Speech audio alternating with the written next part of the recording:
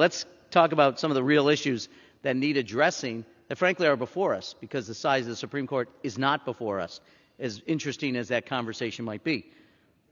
Let's talk instead about issues that real Americans face.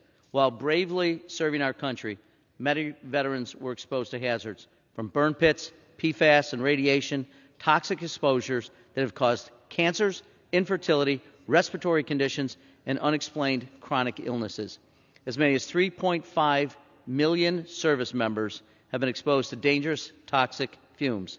The cost of war goes far beyond the battlefield. We have a duty to uphold our promises to toxic exposed veterans by investing in the health care they need and so richly deserve.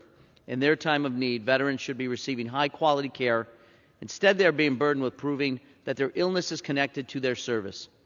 And I've had the privilege of meeting with many, many veterans in my community and the families of veterans who have been lost because of exposure, while they continue the work of having to prove that their illness as a result of exposure to toxic chemicals, to carcinogens, to burn pits. The Honoring Our PACT Act is included in this rule, and this legislation will address the wide range of issues impacting toxic exposed veterans and their access to earned benefits and care.